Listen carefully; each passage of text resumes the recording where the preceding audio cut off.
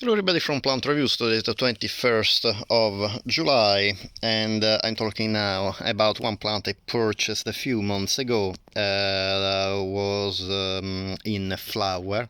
Back then it was I believe March or April. Yeah, it was April, yes. And it is the Juneberry, also called Bilberry or Serviceberry, the Amelanchier canadensis, and in particular this variety, this cultivar, is named Prince William. Amelanchier is a genus of species native to North America, and Amelanchier canadensis in particular, the species canadensis, is distributed in the eastern part of the USA, from Canada down to Alabama, and actually I found in one source even to Florida. However, this plant comes from a very wide range in the eastern part of North America, so it is, as you can imagine, a very tough plant and very easy to cultivate. The plant is a plant in the family Rosaceae, so it is a relative of the apple and of the rose.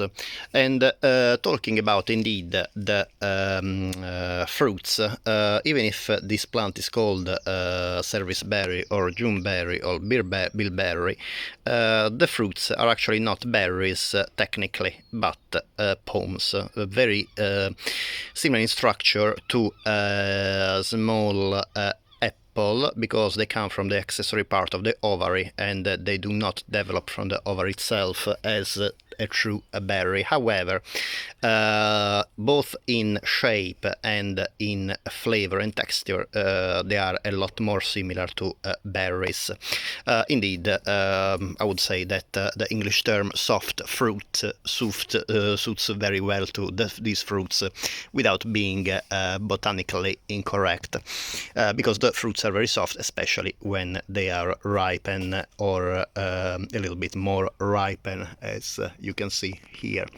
The plant is a shrub that can grow up to the size of a small tree, up to 8 meters tall, and it has leaves that they are ovate, about up to 5 centimeters long, and they are toothed. They have these small teeth on the margins. The color is dark green. The flowers are born in spring in racemes, so in clusters, and they are pretty small, about 1 to 2 centimeters in diameter, with 5 petals, and are white. The flowers are described as slightly fragrant. I couldn't really notice any fragrance back then, because I have basically the habit to smell any flower I can find, and I didn't notice really any fragrance, any detectable fragrance. However, might be that my nose is just not that sensitive, and actually the flowers are fragrant. However, after the flowers are pollinated, the plant starts developing fruits that are round, start obviously green, turning pinkish and bright pink, and end up to dark purple when they mature. They are very similar to berries. You can see this is one of the fruit that is in full ripen, so you can see how the skin is smooth, but actually the end part resembles a little bit a small apple, you see, with these structures that are I believe the remnants of the petals, dried petals. The flavor, the size, first of all, is about up to 1 centimeters long, and about 1 centimeter, a little bit less centimeters in circumference, so it's not really rounded as a blueberry, as most blueberries is more ovoid in shape, this fruit. The flavor, however, is kind of similar to a blueberry, as well as the texture, even if I can detect a hint like some apricot flavor.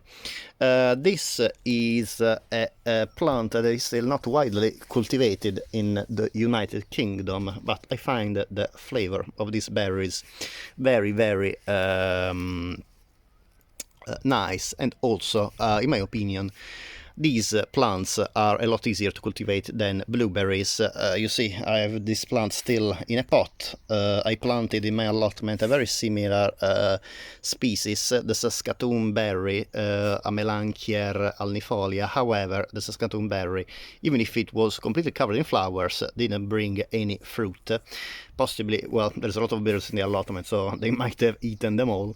However, this one, I kept it in my garden, and luckily I don't have many birds in my garden, and the fruits were able to develop without any problems. And actually, I'll show you how small really is the pot. Well, this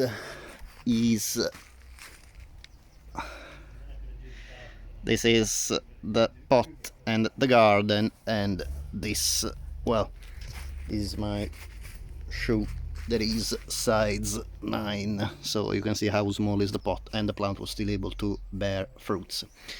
The cultivation of this plant is pretty easy.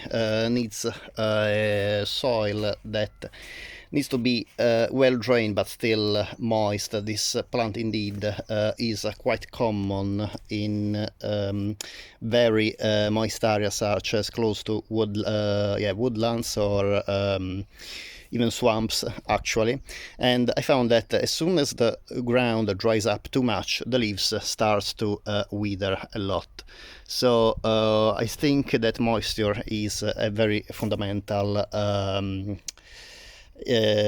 component of the success of this plant. And this plant is not only easy to cultivate, but tends to actually spread rapidly. You can see the amount of suckers that are being produced by the plant, and it is definitely a plant that can grow in very nice clumps, and you can easily propagate.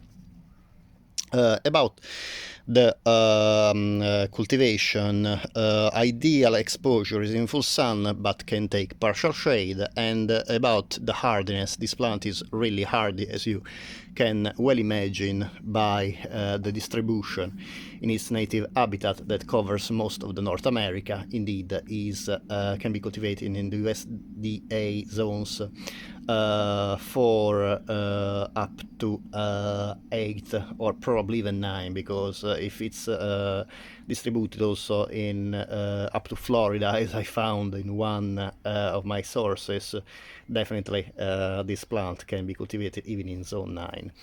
However, for the British climate that is in USDA zones 6 to 9, and is usually pretty wet all year round, pretty moist. This is a plant that I can definitely recommend for the easiness of cultivation, and also the flowers born in spring, they are really born in abundance. This plant was actually completely covered in these beautiful white flowers, and bees and bumblebees love these flowers. So this plant not only is a great plant if you want to cultivate fruits in your garden or in your allotment, but also is great for pollinators, because provides a very good source of nectar.